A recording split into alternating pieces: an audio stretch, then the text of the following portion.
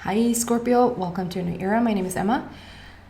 Scorpio, today when I'm recording this, we have a full moon in Gemini. We have a 12-12-12 situation because it's the 12th of December and the year 2019 adds up to a 12. We also have a very rare situation happening today. Venus and Saturn and Pluto is coming together. I think it's called conjunction when it's two, is it? It's sort of a trine, it's sort of a triangular little situation between the three planets. And that's happening in Capricorn. And apparently it hasn't happened for 500 years. What that means, I have no idea. I'm no astronomer, I'm no astrologer, I'm no numerologist, I'm nothing. I'm nothing. I'm sad. But what I do is that I feel into it, and I like over the years stuff has come to mean things to me. Like source is giving me hints and signs and just messages of certain things, and so when something is shown to me in a particular way, that means this to me, and then that means that to me. So whatever truth that I'm having, just I'm trying to convey a message here to you guys. And you might have a different message, like 12-12-12 might mean something to you, then use it. What does 12 mean for you? And also if you add the 12 together, then we come down to 3. So we have a 3-3-3 situation, which is all about joy and creativity and yes. So anyway, with the full moon, we have like the full moon is in Gemini, and which is Tvillingarna in Swedish. And we have like when the full moon happens, it's like a manifestation day. It's like we started with a new moon and we put new energy out there, we put new seeds in the ground and we watch them grow and develop in, over time, and then we reach the full moon, and come full moon it's like a manifestation. We reap what we've sowed. And so that's today, and then the 12-12-12 situation, or 3-3-3, however you want to say it, it's still alignment. It's still something being the same, repeated over time. And also it's like, this is where my feeling of it comes in. Like, what does this mean? There's very rare thing happens. It can be maybe literally nothing to somebody, and you can really use it for somebody. And for me, it feels like it's a tipping point. It feels like there's something they've been working towards, or maybe for some working to let go of. So for like the past decade, this is the tipping point. This is sort of where we sew it all together. We have come full circle. We're truly letting go of something that does not serve us anymore. And that's like major things. Like with Venus involved, it's all about healing emotions, healing relationships. It's about like abundance and finances. I could go into detail around everything, but I won't. So because I'm focusing on relationships, that's why I'm in there to just sniff out what's going on. And I feel like maybe something you've been working on the past 10 years. If you've been dealing with relationships in a very dysfunctional way, or a very disappointing way, or a very what you would consider, maybe there's been good relationships in between, maybe there's been like healing relationships, but if there's been something that has been like you've been wanting to see results, you've been wanting to see that one person, or wanting to work on yourself and really find inner peace and really feel the worthiness of a really awesome relationship, or feel like you're self-aware and know yourself and love yourself. Those are not small things. And so you could use this day as a tipping point to like, then for Scorpio, and with the Scorpio season, that was really like asking us to dig deep, and specifically for Scorpio, to now use this 12-12 situation. It doesn't matter if you listen to this a week later, the full moon cycle is to the next full moon. And this energy I feel is sort of, it has just started. It's like it has opened the floodgates. It's like whatever you can now, and with when I talk about tipping point, it feels like something has You put something more there every day. You might have not been aware of it, but every day a little bit more. You've been wanting something, or get rid of something, or get better at something, or improve something. And finally, and I won't break my arm, finally it's like it just tips the scale. And that's sort of what you can almost use this 12-12 situation for. It's like a tipping point, a portal. We're walking through something, and forevermore it was changed. Forevermore you were changed. Maybe just by a sheer little suggestion about something, a little decision that you're making that will maybe not today or this week or this month shift everything for you, but that thing, like when you put down your first brick or first whatever concrete of a house, that was the first thing that then would come to be this ginormous, gorgeous house that you build. But you need that first brick. That's a bit lame metaphorically, because that is lame, even though it's a good metaphor and awesome to have a house. But I feel like this is on a major scale, like on a major plane, and it's more like indoors. It's more on the inner plane. It's more like you come to terms with something. You come to terms with yourself, or just a notion that you're worthy. Oh my goodness, just come to that realization you're worthy. So with Venus there and the full moon and just this alignment and feeling worthy, coming to that point, you can really harness the energy around all of this yummy stuff. So happy hunting, I was going to say. Happy treasure hunting. Happy full moon. Happy... And Scorpio, I feel for a lot of Scorpios, you're just such moon children. It's like you're such in your friend in life is the moon. So you probably are more affected by this moon cycles than maybe any other sign out there.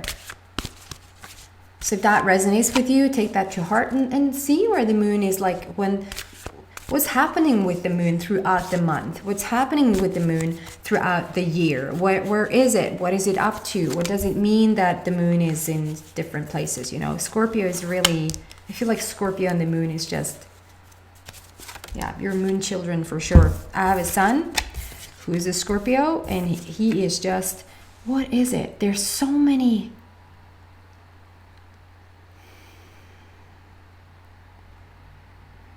It's like the Libra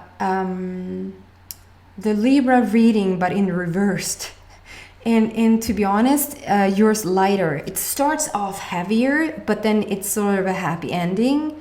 And of course, it's a happy ending for Libra as well. I just feel, yeah. Maybe if you're drawn to Libra, if there's a, and I'm not going to pretend because I don't know. If there's a moon in Libra, if you have a rising star in Libra, I don't even know what to call them. I myself know that I have a sun in Leo, and that's all I know. The rest is in pure intuition. Okay. So my advice is: do you feel drawn to Libra, the Libra reading? If you want, go in and watch the first few sentences, and I'm starting off the same. So maybe skip like the first 5 minutes, or hear it again, because I rarely say the same thing twice, because it continue to talk out of intuition and specifically for the signs. So even though it's the same 12 blah blah blah, I might say something different. But I'm just gonna say, before I get to the message, I probably are 5-6 minutes into it. Listen to it and see if it resonates. There's something about you have been like on the battlefield. Take this for the past, like I said, what have you been aiming to do for the past 10 years? And maybe you haven't set out like the next 10 years, I'm gonna do this. It just have probably shown up that way.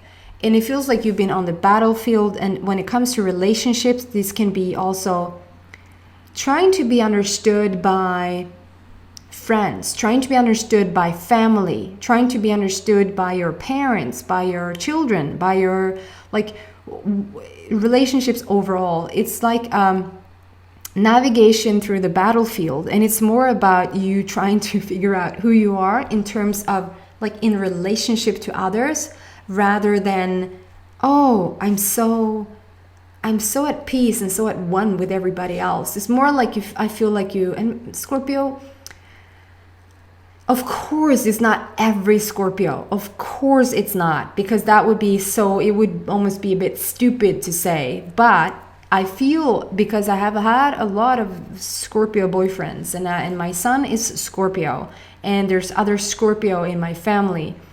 And it seems like the Scorpio person, or the influence of the Scorpio energy, is like put on earth to sometimes just be put in another person's life to stir them up, to bring something new that they never thought of before, to have a person shift their perception of something or of themselves. And sometimes Scorpio gets a bad rap for that, because it doesn't necessarily look so good when they do it. It might be that you bring conflict to the table, you ask questions that is not fun to be asked, you're definitely pushing buttons, that sort of thing. And from the beginning, when a Scorpio is not really self-aware, you can actually do some, it's not easy and fun to hear this, but I think you can take it. Don't shoot the messenger. You can sometimes do harm rather than educate people, if that makes sense. So later in life, you probably also feel like some of the things that you bring to other people, you could do in a more delicate way, if that makes sense. When you start to really know yourself, like who knows themselves when they're 20? Who knows themselves? Like who's freaking Jesus when they're 20? Nobody. And so it takes a bit of time, and definitely for Scorpio to figure themselves out, being such a deep sign.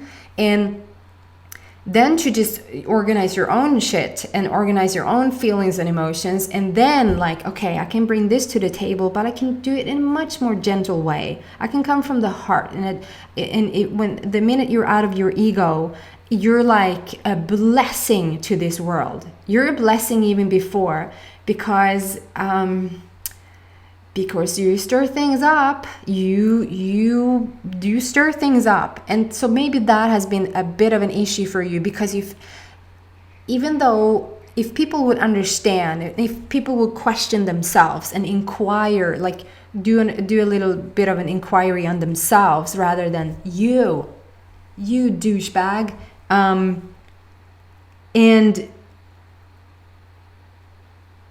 I know this also is very, so take this however it applies for you. This is very, very like put in boxes as well, which is not true, but I can't find another way to put it more.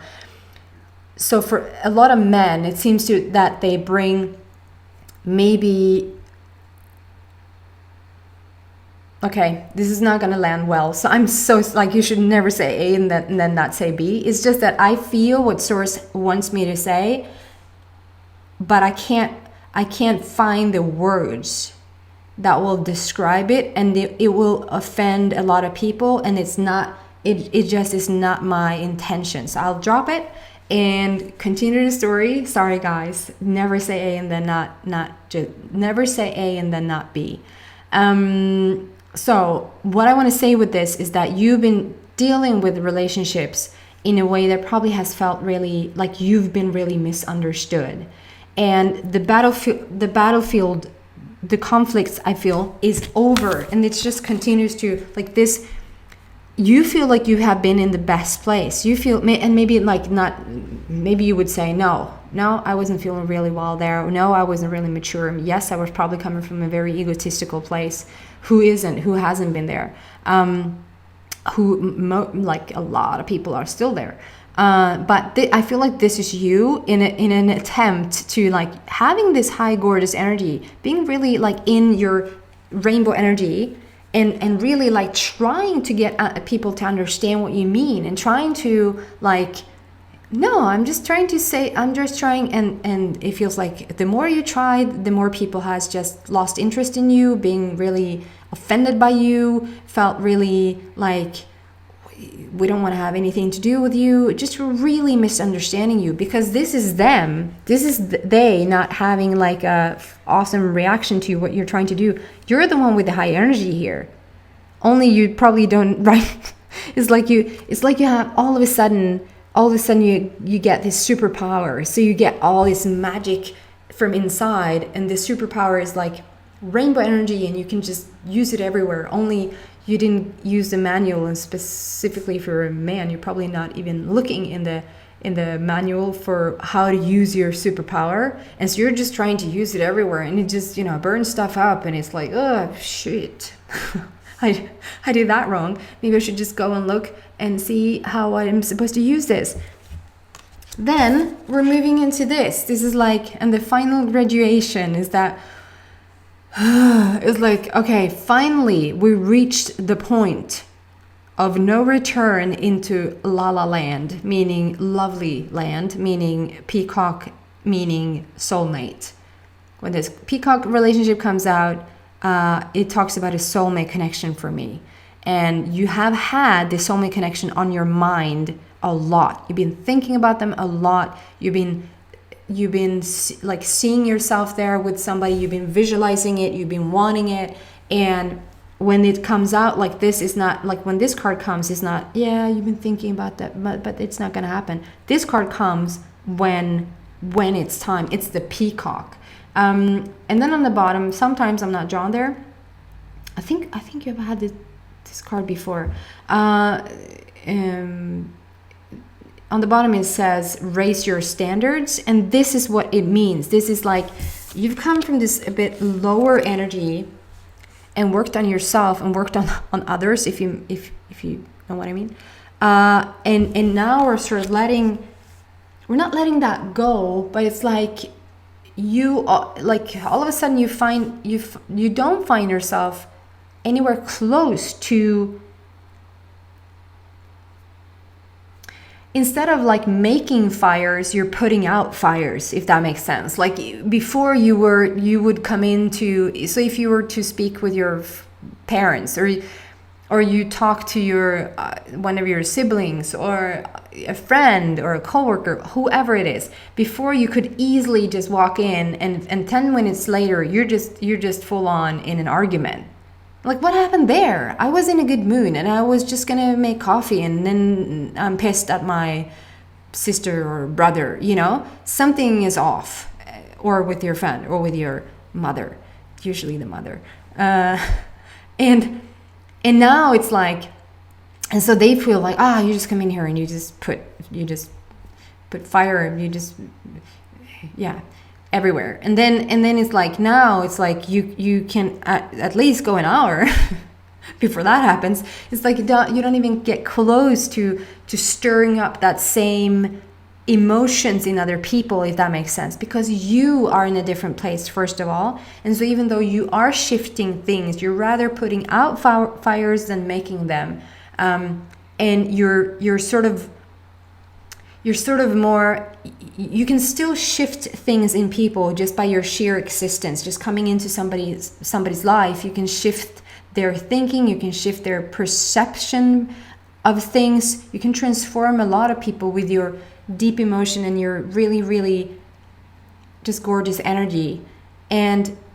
But you come from a different perspective now. It's like you come from rather your heart than your ego place. You come from a soul place, a more understanding, mature place, rather than from an egotistical, don't know what effect you have on other people. And I think you maybe, and that goes hand in hand, starting to understand your worth, yourself. I started off this reading like, what an amazing thing to discover your self-worth. And when you do, you start to also understand it. Wait a minute. I might affect other people. I might actually do something to them. That I'm not gonna go there.